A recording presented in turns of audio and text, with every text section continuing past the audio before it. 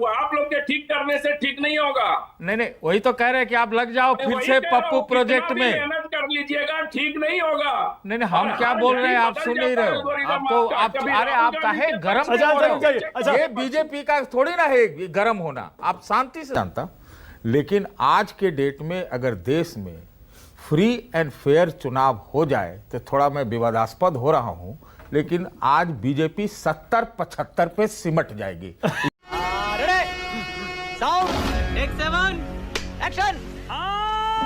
Set करेंगे। सतीश जी सही कहा मैंने, राहुल गांधी ने सिस्टम हिला दिया, एजेंडा वही सेट कर रहे हैं, एक बार फिर से साबित हो गया।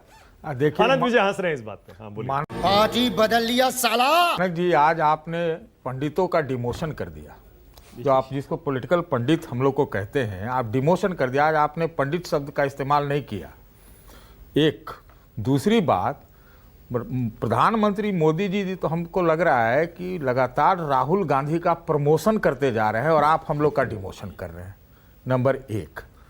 लेकिन सच्चाई ये है कि राहुल गांधी लगातार झंडा गाड़ते जा रहे हैं। अब किसके सपोर्ट से कर रहे हैं ये मैं नहीं जानता, लेकिन आज के डेट में अगर देश में फ्री एंड फेयर चुनाव हो जाए तो थोड़ा मैं विवादास्पद हो रहा हूं, लेकिन आज बीजेपी 70-75 पे सिमट जाएगी। ये सनसनीखेज बयान है, मैं जानता हूं, लेकिन ये हालत है। 70-75, हाँ 75, वही 75 मान लेते हैं ना। देखिए ये हालात देश में बने हैं। सुनिए, ये हालात जो आप बता रहे हैं, ये है वो है, नैरेटिव है, तो 240 तो 2024 में आया था, तो उस हिसाब से 50% भी करते हैं तो 120। और उसके बीच के सारे विधानसभा चुनाव खा जाइए आप। अरे भाई, जहां विधानसभा सुपड़ा साफ कर दिया विपक्ष का। देखिए, विपक्ष शब्द से हमको दिक्कत है। हाँ। आज के डेट में एकमात्र विपक्ष है राहुल गांधी, हाँ, है ना। हाँ। अब ये तो बात उनको भी तो हराया कितनी बार, कितनी कहां नहीं हराया। अरे उनको स्मृति ईरानी ने हराया था, बाकी तो वो सीनियर है पार्लियामेंट में प्रधानमंत्री जी से, ये आप जानते हैं ना।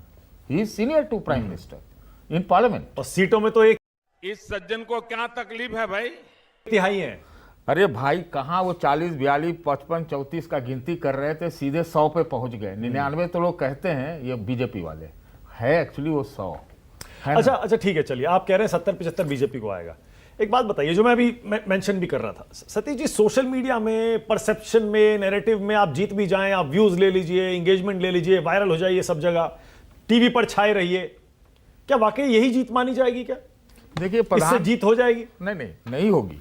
लेकिन प्रधानमंत्री जी जैसे ही सोशल मीडिया के इंस्टाग्राम पर आए आधी रात में, तो पता लगा कि हाँ भाई, वो सोशल मीडिया प्लेटफॉर्म भी एक चीज होती है जिसमें लगता है बीजेपी का बस छूट गया था। अब शायद देखिए क्या क्या हो रहा है, मालूम नहीं, अभी नहीं कह सकते। देखिए, मोटी बातें, बड़ी बातें करिए। राहुल गांधी ने 2 घोषणाएं की थी, हो सकता है अपना मनोबल बढ़ा रहे हो, हम नहीं जानते हैं, लेकिन उन्होंने कहा कि इनको सोने नहीं देंगे, है ना। हाँ। हम लोग एक टीवी चैनल में थे, तो हम लोगों ने एक प्रोग्राम चलाया था, चैन से सोना है तो जाग जाओ, है ना। तो हम तो लग रहा है बीजेपी के सपने में भी राहुल गांधी आ रहे हैं, इनको नींद ही नहीं आ रही है। नींद तो सच में है। और दूसरा इन्होंने कहा था रेसिस्टेंस शब्द, और आप ही के चैनल पर हमने आपसे बात की थी कि मुझे पता नहीं चल रहा है भाई कि रेसिस्टेंस का मीनिंग क्या है। यही है जो कर रहे हैं, तो वही तो लगातार कर रहे हैं ना। अभी तो एक FIR करा दिया है, 4-5 घंटे लगे जरूर, लेकिन अगर ऐसे ही ये 300-400 FIR करा दे तो क्या होगा, ये रोज के रोज कहीं चले जाएं, है ना। तो ये जो छापामार गुरिल्ला एकदम पॉलिटिक्स जो हो रही है, उसने निश्चित रूप से, मानिए कि इसमें क्या हुआ है मानक, मैं आपको बताता हूं। मैं सड़क पे ही रहता हूं, मैं सोशल मीडिया पे नाम मात्र का भी हूं या नहीं हूं। महंगाई, कमाई, बेरोजगारी, छात्र, परिवार, जेनजी, जेनरेट, जो भी कहिए, सब मिला करके ना आक्रोश का एक बम बन चुका है, और उसको राहुल गांधी बहुत बखूबी जो है इस्तेमाल करने का कोशिश कर रहे हैं। इसलिए यू आर राइट ब्रो। मैं कह रहा हूं कि हो सकता है कि राहुल गांधी के पक्ष में अभी भी जनता वोट न दे, लेकिन सरकार के खिलाफ वोट एकदम, ये माहौल बना हुआ। राहुल के खिलाफ नहीं मिलेगा तो फिर नहीं पड़ेगा, राहुल को वोट नहीं मिलेगा तो फिर किसे मिलेगा, और है कौन देश में? नहीं, अब ये हमने जानते हैं, बहुत सारी पार्टियां हैं, बहुत सारी पार्टियां रातों रात खड़ी भी कर दी जाती हैं, वो अलग चीज है। लेकिन मैं कह रहा हूं जो माहौल है, मैं वो देख रहा हूं, ठीक है ना। Okay, alright. आज हटाया गया, कोई तो वजह रही होगी, IT प्रमुख बदल दिया, बीजेपी ने? सर इसकी जानकारी मुझे नहीं है। और मैं इतना बड़ा विशेषज्ञ भी नहीं हूं कि मुझे बीजेपी के अंदर से चाय की दुकान पर बैठ के कुछ लोग बता देते हैं, या मेरा कोई सोर्स भी नहीं है बीजेपी में सर। अच्छा ठीक है, ओके, ऑलराइट। विनोद अग्निहोत्री, तेरा तो गेम बजाना पड़ेगा। विजय त्रिवेदी। सतीश जी पहले बोल लीजिए, चलिए सतीश जी। देखिए, इस दौरान पिछले 3 महीना में एक ही आदमी का एल्गोरिदम सही हुआ है, वो उधर संघ परिवार से, वो है चंपत राय का। बाकी तो जितने एल्गोरिदम हैं सब फेल हो चुके हैं, ये आप एकदम बिल्कुल समझिए। अब अगर प्रहसन कराना है शो में, तो फिर प्रहसनात्मक टिप्पणियां भी होंगी। हो करिए ना भाई, आप तो इसी आप लोग यही 10 साल से कर रहे हैं। अरे पप्पू बनाने का जो एल्गोरिदम था, पप्पू एल्गोरिदम राहुल गांधी का बिगड़ा हुआ 14 साल से। सुनो एक एक करके भाई बोलो। 14 साल से बिगड़ा खबरदार, बाप है हमारा। हुआ, आप लोग के ठीक करने से ठीक नहीं होगा। नहीं, वही तो कह रहे हैं कि आप लग जाओ फिर से पप्पू प्रोजेक्ट में, मेहनत कर लीजिएगा, ठीक नहीं होगा। नहीं, हम क्या बोल रहे हैं, आप सुन नहीं रहे हो। अरे आप काहे गरम हो रहे हो? ये बीजेपी का थोड़ी ना है गरम होना, आप शांति से सुनो। नहीं, शांति से सुनने नहीं देते ना आप लोग। शांति आपके मन में नहीं है, आपके दिमाग में ही शांति नहीं है। मतलब देखिए, शर्म ही नहीं है। आपने ये वीडियो देखे होंगे और आपने धरना पूरा देखा होगा। पहले मुझे ये बताइए, ये वाला वीडियो जो राहुल की बॉडी लैंग्वेज, जिसमें मुझे बहुत जोश, बहुत आक्रामकता दिखाई दे रही है, क्या राहुल को पता लग गया है आशुतोष कि सरकार बैकफुट पर है और यही फॉर्मूला है? नहीं, ये तो किसी अंधे को भी आज की तारीख में दिखाई पड़ेगा कि सरकार बैकफुट पर है। देखिए, ये जो पूरा खेल नैरेटिव का है, चुनाव जो होता है वो नैरेटिव का खेल होता है, सीधी बात है। जिसका नैरेटिव चलने लगता है फिर उसके लिए जीत की संभावनाएं बन जाती, जिसका नैरेटिव नहीं चलता उसके लिए हार की संभावनाएं बनती है। अब आप संभावना कह लीजिए, आशंका कहिए, जो चाहे आप सब कह लीजिए। आपको अच्छी तरीके से याद होगा कि 2013 के बाद किसका नैरेटिव बन रहा था, कौन नैरेटिव और जीत रहा था, और ये सिलसिला 2024 तक चला। लेकिन 2024 के ठीक पहले से आपने देखा कि जब राम मंदिर का इनॉग्रेशन हुआ, उसके बाद से किस तरीके से नैरेटिव फेल होना शुरू हुआ। 400 की बात करते थे और अंत में वो जो संविधान बचाओ का जो नैरेटिव चला, तो बीजेपी की 240 सीटें होंगी उत्तर प्रदेश के अंदर, आप 36 पे आके टिक गए। सवाल ये नहीं, सवाल मुझे ये लगता है कि कहीं कोई अंदर से भारतीय जनता पार्टी या संघ परिवार में से कहीं कोई है जो इस वक्त राहुल गांधी की जबरदस्त मदद कर रहा है, अन्यथा कोई क्या कहना क्या चाह रहे हैं भाई आप? कारण नहीं है कि जो एफआईआर 2 मिनट के अंदर दर्ज हो सकती थी, उसके लिए आप 8 घंटे का इंतजार करवा रहे हैं।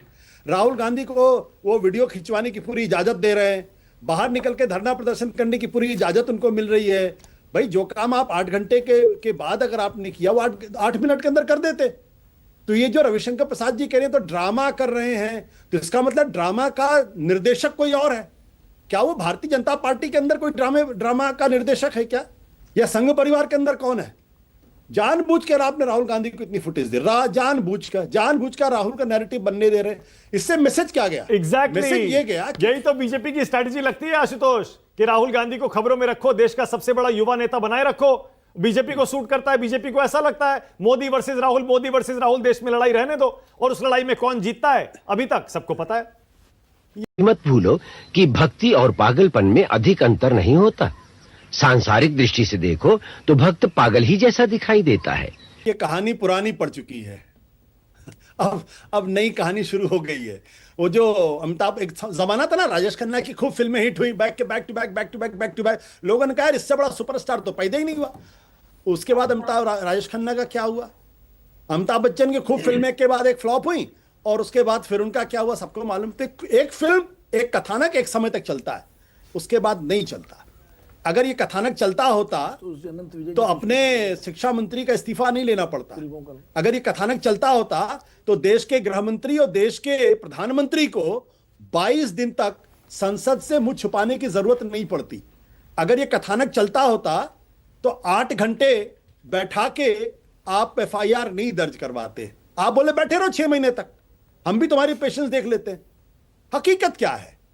हकीकत यह है कि अब वो जो कहते हैं ना कि सफलता का एक आत्मघाती स्वरूप होता है, जिसे अंग्रेजी में कहते हैं the success has a self destructive logic. Wow, beautiful. अब तैयारी कुछ और थी। अब वो हिंदू मुसलमान चल नहीं रहा, आपका नफरत की राजनीति चल नहीं रही, एंटी नेशनल पाकिस्तान चल नहीं रहा, और आरएसएस के अतुल लिमय और मोहन भागवत आपस में लड़ रहे हैं। अतुल लिमय कह रहे कि नहीं नहीं नहीं नहीं, ये तो एंटी नेशनल है, और मोहन भागवत कह नहीं नहीं नहीं एंटी नेशनल नहीं, ये तो नेशनलिस्ट हैं।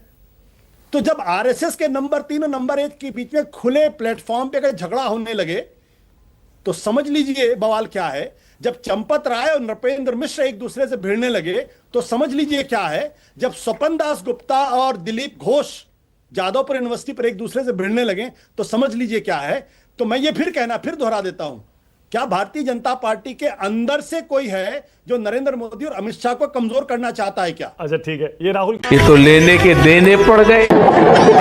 गांधी की बॉडी लैंग्वेज कैसी लगी आपको? मैंने वीडियो दिखाया, आपने सुना उसको, क्या लग रहा है? नहीं, मैं राहुल गांधी की बॉडी लैंग्वेज से ज्यादा मेरी दिलचस्पी आज की तारीख में अमित शाह की बॉडी लैंग्वेज में है। झुके हुए कंधे, चेहरे पर चिंता की लकीरें और उम्र से ज्यादा उम्र लगना, यह दर्शाता है कि जिम्मेदारी का बोझ या तो बहुत ज्यादा पड़ गया है या फिर डिप्रेशन का माहौल काफी हो गया है। अच्छा ठीक है, अवसाद के क्षण काफी बढ़ गए हैं। ठीक है। अब आशुतोष, कह रहा हूं आप लोग नैरेटिव की बात कर रहे हैं, है ना। अगर मंदिर में चोरी होती है तो इसके लिए सोशल मीडिया फलाना ठिकाना, इसकी क्या जरूरत है? वो नैरेटिव तो अपने आप बन जाती है। कोई आदमी शरीर में इतना छर्रा लेके घूम रहा है, हाँ। उसको क्या है कुछ, वो तो नैरेटिव ही है, अपने आप में नैरेटिव। वो सोशल मीडिया या फॉरेन मीडिया, जो मीडिया रहे, बात यह है कि जो मुख्य बात मैं आपको सतीश जी, नहीं, मुझे लगता है इसका क्रेडिट आपको राहुल गांधी को देना पड़ेगा। नहीं, हम नहीं देने वाले। नहीं, मैं बता रहा हूं किस लिए देना पड़ेगा, किस लिए देना पड़ेगा। सीजेपी वालों ने ये नहीं किया।